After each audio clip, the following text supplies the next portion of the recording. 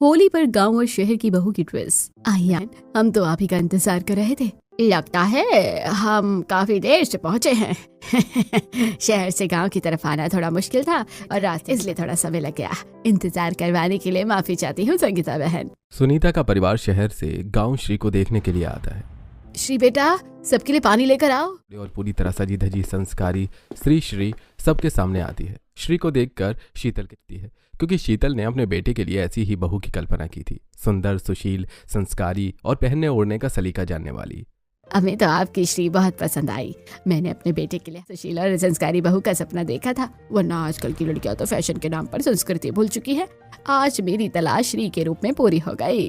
अरे ये तो हमारा सौभाग्य है कि श्री आपकी। मैं चाहता हूँ कि जल्द से जल्द शादी की तारीख पक्की कर ली जाए। पंडित जी से कहकर किसी शुभ मुहूर्त का पता करवा। भाग्यवान, जरा जल्दी से सबका मुंह मीठा कराइए, बहुत खुशी का मौका है। हाँ, मैं अभी मिठाई लेकर आती हूँ।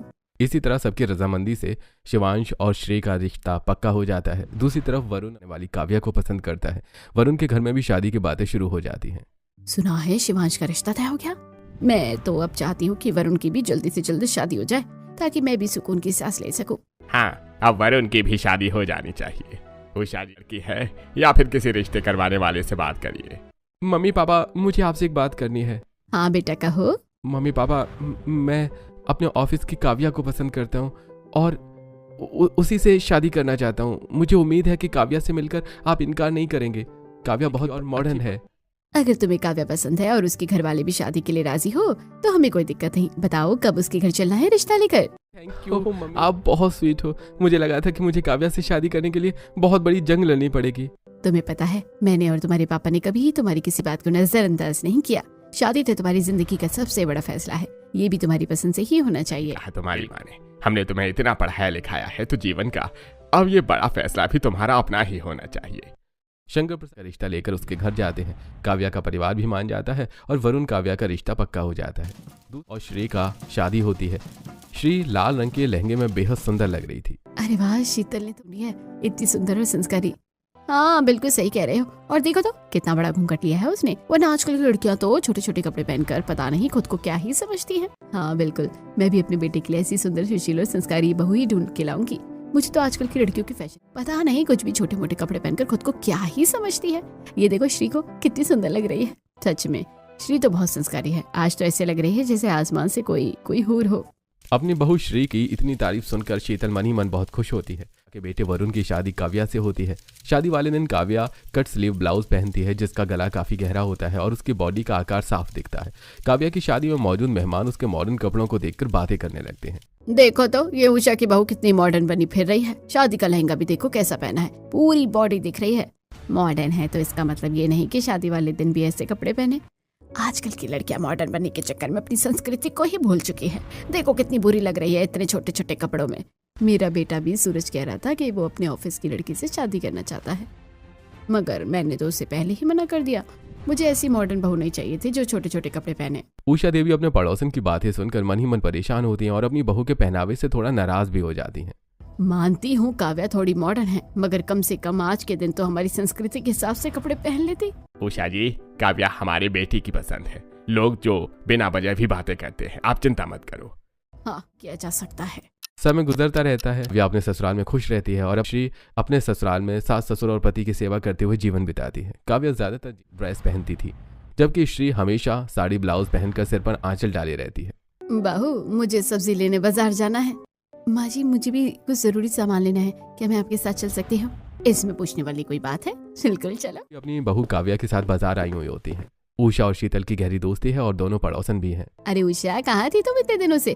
तुम तो मेरे बेटे शिवांश की शादी में भी नहीं आई। ये मेरी बहू है श्री, इसे मैं गाँव से भी आकर लाई हूँ। देखो कितनी सुंदर, संस्कारी और सुशील है। मैं अपने बेटे के लिए बिल्कुल ऐसी ही बहू चाहती थी और वो मुझे मिल गई। क्या बताओ शीतल, मेरे बेटे वरुण की भी शादी थी, इसलिए तुम्हारे बेटे की शादी में आना नहीं। बहू है काव्या, बहुत पढ़ी लिखी है और मेरी बेटी के साथ ही जॉब करती है, इसलिए थोड़ी मॉडर्न भी है। हेलो आंटी, कैसी हैं आप? अरे वो तुम्हारी बहू तो बहुत सुंदर है, इससे मिलो। ये है मेरी बहू श्री। नमस्ते आंटी जी। अपनी अपनी सास की तारीफ करवाने के बाद काव्या और श्री एक दूसरे को देखती हैं। दोनों के मन में एक दूसरे को देखकर नेगेटिव विचार आते हैं। Oh my God, old fashion, बिल्कुल बहन जी टाइप। इस जमाने में कौन इतना सर पर पल्लू ओढ़कर घूमता है और इतना भारी साड़ी कौन कैरी करता है। मैं तो इस बहन जी से बात करना भी पसंद ना करूँ। हे भगवान, इसके कब से कपड़े पहनकर ये पूरे मोहल्ले में कैसे घूमती है। और कॉन्फिडेंस तो देखो, जैसे कोई मिस इंडिया हो। थोड़ी सी शर्म या लाज भी नहीं आती है। उसी कपड़े सुखा रही थी, तभी वो देखती है कि काव्या बाजार जा रही है। मोहल्ले की कुछ लड़कियां और औरतें काव्या का मजाक उड़ाती हैं। अरे देखो तो उषा की बहू चलती फिरती मॉडल लगती है। हाँ, मुझे तो ये फैशन और मेकअप की दुकान लगती है। भला ऐसे कपड़े पहनकर कौन घर में रहता है। इसके कपड़े इतने छोटे हैं कि छोटे बच्चे भी ना पहने। सही कहा आंटी आपने तो। मुझे तो ये फैशन की दुकान बिल्कुल अच्छी नहीं लगती। और एटीट्यूड तो देखो कितना है, जैसे कोई मिस वर्ल्ड हो। अरे इसे तो अपनी पड़ोसन श्री से सीखना चाहिए। श्री कितनी संस्कारी है और उसके कपड़े कितने ढके हुए होते हैं। ये तो बस अपनी बॉडी दिखाती रहती है। छोड़ो हमें क्या, कैसे भी कपड़े पहने।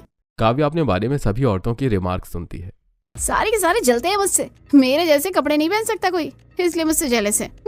दूर खड़ी श्री लोगों को काव्या का मजाक उड़ाते देखती है। उसे ये बिल्कुल अच्छा नहीं लगता। ये लोग काव्या का कैसा मजाक बना रहे हैं। भला ही वो छोटे कपड़े पहनती है, लेकिन वो उसकी अपनी पसंद है। इन लोगों को किसने हक ना करे। ऐसी समय गुजरता जाता है। एक दिन श्री सब्जी लेने बाजार जाती है। श्री हमेशा की तरह सिर पर पल्लू और साड़ी पहने हुए होती है। वहाँ कुछ मॉडर्न लड़कियां उसका मजाक उड़ाने लगती हैं। ये देखो बहन जी किस तरह के कपड़े पहनती है। माना कि गांव से आई है, पर इसका मतलब ये नहीं कि दिन रात बहन जी बनकर पल्लू लेकर घूमती रहे। और देखो तो इसकी साड़ी कितनी ओल्ड फैशन है। लगता है इसे फैशन का एफ भी नहीं पता। इसे अपने पड़ोस की काव्या से कुछ सीखना चाहिए। काव्या का फैशन सेंस कितना यूनिक और मॉडर्न है। हाँ, मुझे तो काव्या की हर एक ड्रेस बहुत अच्छी लगती है। काव्या की तो बात ही अलग है। वो शहर की मॉडर्न लड़की है और ये गाँव की गंवार। दोनों का कोई कंपैरिजन ही नहीं है। लोगों की बातें सुनकर भी श्री उदास हो जाती है, मगर फिर भी खामोश रहती है। समय तेजी से बीतने लगता है, शुरू हो जाती है। आज होलिका दहन था जिसमें पूरे मोहल्ले को शामिल होना था। बहू, आज मोहल्ले में होलिका दहन है। मैं चाहती हूँ कि तुम एक सुंदर सी ड्रेस पहन लो ताकि सब तुम्हें देखते ही रह जाए। जी मम्मी जी, आपको तो पता है फैशन के मामले में मैं किसी से कम नहीं हूँ। और वैसे भी मोहल्ले वाले मेरी फैशन से चलते हैं। दूसरी तरफ श्री के घर। बहू, सभी मोहल्ले की औरतें होलिका दहन में जा रही हैं। तुम भी अपनी अच्छी सी साड़ी पहनकर चलो। जी माँ जी, मैंने आज के लिए बहुत अच्छी साड़ी सिलेक्ट की है। आप देखिएगा, आपको बहुत पसंद आएगी। मुझे तो तुम्हारी हर साड़ी पसंद है। साड़ियों के मामले में तुम्हारी पसंद ही अलग है।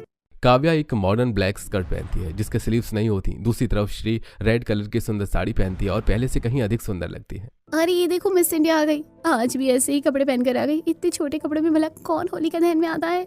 मोहल्ले की औरतें फिर वही काव्या का मजाक उड़ाती हैं, लेकिन काव्या को हमेशा की तरह कोई फर्क नहीं पड़ता। उधर कुछ मॉडर्न लड़कियां श्री का मजाक उड़ाने लगती हैं। अरे अरे आ गई बहन जी। ऐसा लग रहा है जैसे कोई दुल्हन ही खड़ी कर दी हो।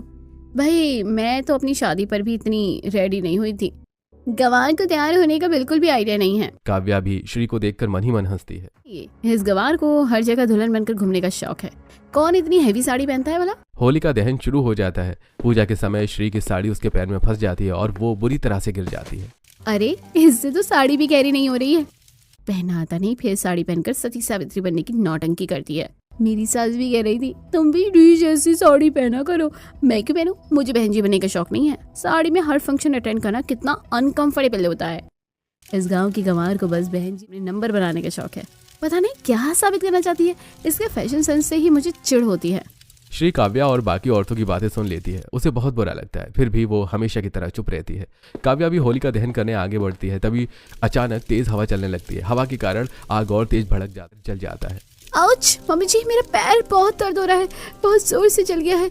ऐसे कपड़े पहनोगी तो पैर क्या पूरा शरीर ही जल जाएगा। इस काव्या को तो शर्म है ही नहीं, नालाज है। लगता है बेचकर खा गई है। हाँ, देखा ना कितना जोर से पैर जला है। इसलिए तो मैं कहती हूँ ऐसे कपड़े नहीं पहनने चाहिए। मेरी बहू को देखो, पूरा शरीर ढका हुआ रहता। बात नहीं है, मामूली सा पैर जला है। इसका मतलब ये नहीं कि आप मेरी बहू को कपड़ों का ही दोष देने लगे।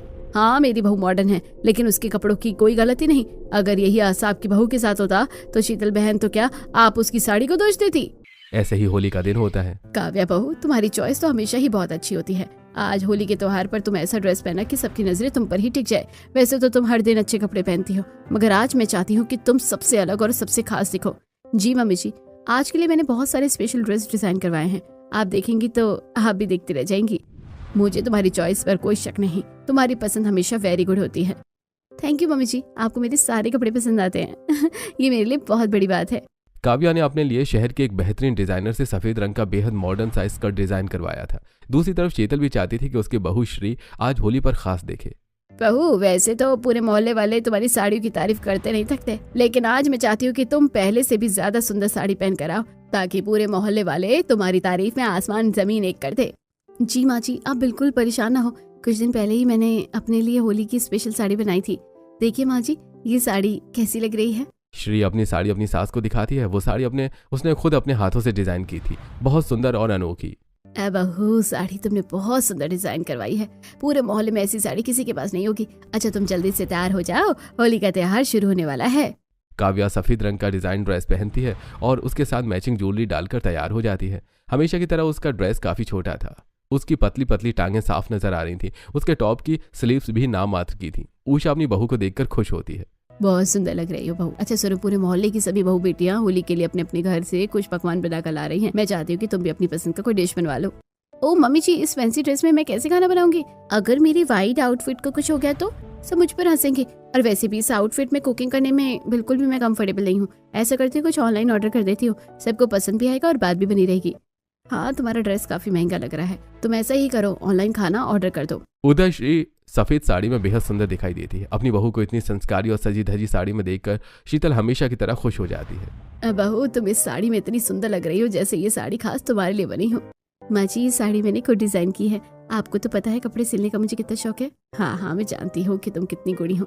कपड़े सिलने से लेकर खाना बनाने तक हर चीज में परफेक्ट हो, इसलिए तो तुम मेरी प्यारी बहू हो। ओहो माँ, क्या बात है, बस अपनी बहू की ही तारीफें कर रही हैं आप। आपका बेटा भी यहीं खड़ा है। अरे मेरी बहू लाखों में एक है, इसलिए उसकी तारीफ कर रही हूँ। अच्छा सुनो बहू, मोहल्ले वाले होली में अपने घर से बहुत अच्छे पकवान लेकर आ रहे हैं। मैं चाहती हूँ तुम 2-3 चीजें बना लो। जी माँ जी, जैसा आप कहें। मैं सोच रही दही बड़े, कचौड़ी, समोसे और मीठे में गुजिया और मालपुआ बना लेती हूँ। वाह बहू, ये तो बहुत अच्छी बात है। तुम जल्दी से बना लेना, होली शुरू होने वाली है। काव्या और श्री दोनों अपनी अपनी सास के साथ होली में पहुंचती हैं। होली का पंडाल बहुत खूबसूरती से सजा हुआ था। एक